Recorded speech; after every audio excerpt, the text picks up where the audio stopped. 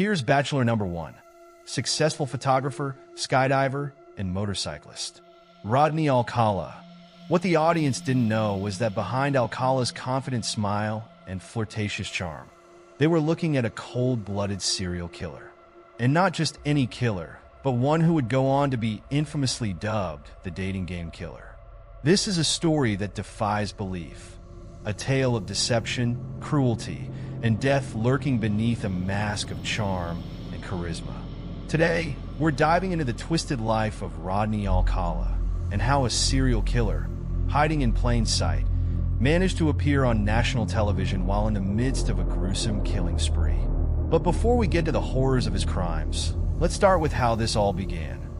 Rodney James Alcala was born in San Antonio, Texas, in 1943. His family moved to Mexico when he was still a child, but after his father abandoned them, they relocated to Los Angeles. By most accounts, Alcala was intelligent and talented. He attended UCLA and even studied film under the famed director Roman Polanski. But behind his academic success, a much darker side was festering. In 1968, Alcala committed his first known crime. A witness saw him lure an 8-year-old girl, Tali Shapiro, into his apartment. Luckily, the witness reported what they saw, and police arrived in time to save Tali's life. However, Alcala had fled, leaving behind a blood-soaked apartment. Tali had been brutally assaulted and beaten, but she survived, though Alcala disappeared. This wasn't the end. Far from it. After this incident, Alcala remained on the run, even joining the U.S. Army for a brief time before being discharged for what was described as a nervous breakdown. He spent time as a fugitive, enrolling under a fake name at New York University, where he studied film. All the while, Alcala's murderous tendencies were growing.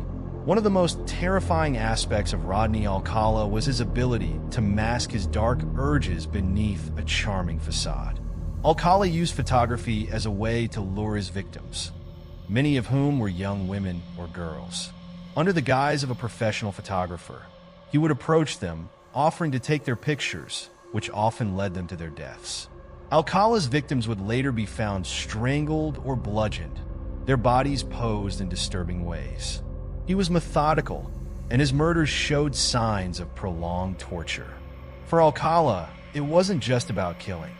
He enjoyed playing with his victims, taunting them before ending their lives. What makes Alcala's case so chilling is how he used his good looks, intelligence, and charisma as a weapon. These traits led to his infamous appearance on the Dating Game in 1978 during the height of his killing spree. Imagine this. You're watching a lighthearted dating show where a young woman asks 3 eligible bachelors a series of flirty questions to determine which one she'll go on a date with. The catch: she can't see them and has to choose based solely on their answers. On September 13, 1978, Alcala took his place on the set of The Dating Game, a popular TV show in the 1970s. He was introduced as a successful photographer who enjoyed skydiving and motorcycling. And when the show's bachelorette, Cheryl Bradshaw, asked the bachelors their quirky questions, Alcala responded with a flirtatious charm that won him the show. Host Jim Lang introduced Alcala, saying, "And here he is, a successful photographer who got his start when his father found him in the darkroom at the age of 13, fully developed." The audience laughed. Alcala gave suggestive answers, displaying a playful, charismatic demeanor. When asked by Bradshaw, "If you were a meal, what would you be?" Alcala responded suggestively, "I'm called the banana, and I look really good. Peel me." Cheryl Bradshaw, completely unaware of his dark past, chose Alcala as her date. However, after the cameras stopped rolling, she had second thoughts. According to Bradshaw, she found Alcala's behavior off-camera creepy and decided not to go on the date with him after all. A decision that, in hindsight, may have saved her life. What made Rodney Alcala so terrifying wasn't just that he was a killer, but that he was a killer hiding in plain sight. He had already committed multiple murders by the time he appeared on the Dating Game, and he would go on to commit more afterward. His victims were often young women and girls, whom he would lure with promises of modeling or photography. At the time of his dating game appearance, Alcala had already killed at least 4 women, and following his time on the show, he would continue his killing spree. His victims were discovered in remote areas, often brutally assaulted and posed in bizarre ways that seemed to suggest that he saw them as objects to be manipulated even in death. Alcala's ability to hide his true nature from the world allowed him to continue killing undetected for years. It wasn't until 1979, after the discovery of the body of 12-year-old Robin Samosa, that the police finally caught up to him. Robin Samso was riding her bike to ballet class in Huntington Beach, California, when she disappeared. Her remains were found nearly 2 weeks later in the Sierra Madre foothills, sparking an investigation that ultimately led to Alcala's arrest. At the time of his arrest, police discovered hundreds of photographs in Alcala's possession, many of young women and girls, some of whom have never been identified to this day. These photos are believed to show potential victims, hinting at the possibility that Alcala's true number of victims may never be known.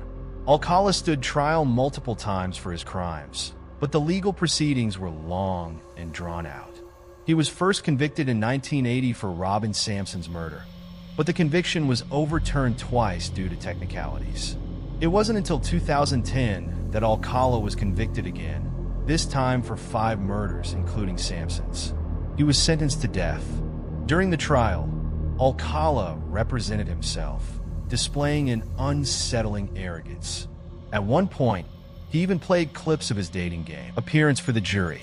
His narcissism was on full display, as he relished in the attention and control he exerted over the courtroom. But the story doesn't end there. In 2016, Alcala was charged with 2 more murders, bringing his confirmed total to 7. However, authorities believe the true number of his victims may be as high as 130. That Rodney Alcala's story is a terrifying reminder that evil can wear many faces. He was able to charm his way into people's lives, manipulate their trust, and ultimately destroy them. The fact that he was able to appear on national television, fooling not only the producers of the dating game, but millions of viewers as well, is chilling. His use of photography as a lure is another haunting aspect of his crimes.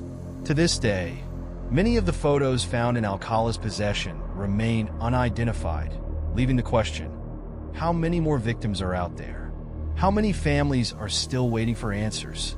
The nickname, the Dating Game Killer, is a grotesque irony. What was meant to be a fun, lighthearted show became one of the most disturbing chapters in true crime history. Alcala's appearance on the show, coupled with his sadistic crimes, will forever cement him as one of the most horrifying killers in modern history. Alcala's case forces us to confront an uncomfortable truth. Predators can blend in with society. They can be the charming bachelor on a dating show, the friendly photographer offering to take your picture, or the person who seems just like everyone else. But beneath the surface, there can be unimaginable horrors lurking. As you turn off your TV tonight, remember the story of Rodney Alcala, the killer who smiled on camera, who won a game show, and who hid his monstrous nature in plain sight. It's a reminder that not everything is as it seems, and sometimes the greatest dangers are the ones you never see coming. Rodney Alcala's story has left a lasting impact not only on true crime enthusiasts, but also on the criminal justice system itself. His ability to evade detection for so long, even after his early crimes, highlights significant failures in how dangerous individuals can sometimes slip through the cracks.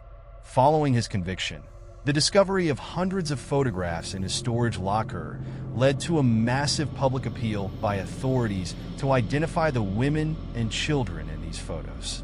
Some families have come forward, recognizing loved ones who had gone missing, but many remain unidentified. This dark aspect of Alcala's legacy is particularly haunting. How many more victims might there be? How many families will never know what happened to their daughters, sisters, or friends? The photographs have continued to fuel speculation about how prolific Alcala's crimes really were. Investigators believe there may be dozens more victims, but without identification or solid evidence, these cases remain open. Alcala himself has never admitted to the full scope of his crimes, preferring instead to keep that twisted knowledge to himself.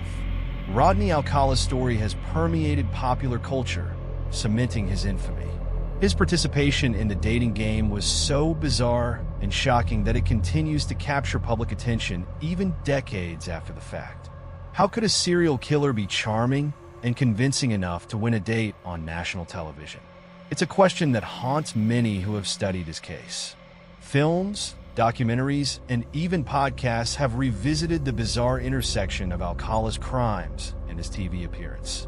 Netflix's upcoming dramatization Woman of the Hour is set to dive deep into this eerie moment in television history, adding to the broader cultural narrative surrounding Alcala's case. The creepiness of his story goes beyond his murders. It's the eerie reminder that evil can sometimes wear the face of someone you'd never suspect. The image of Alcala on the dating game, smiling and flirting as though he had no dark secrets, is one that will continue to haunt the true crime genre for years to come. His ability to fool those around him, both on and off the screen, makes him one of the most unnerving figures in true crime history. What can we learn from Rodney Alcala's horrifying spree? First, it's a grim reminder of how dangerous individuals can use charisma and manipulation to blend in.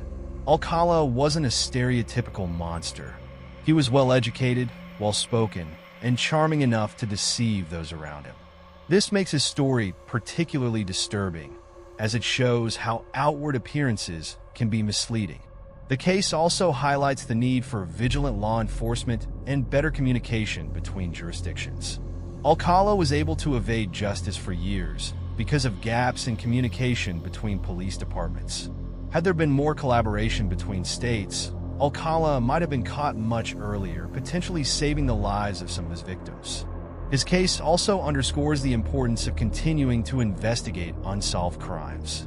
Even years after his conviction, investigators are still working to identify more of Alcala's victims.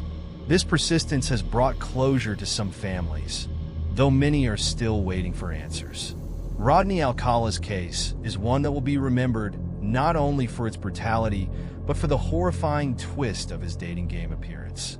It's a tale that feels almost too surreal to be true.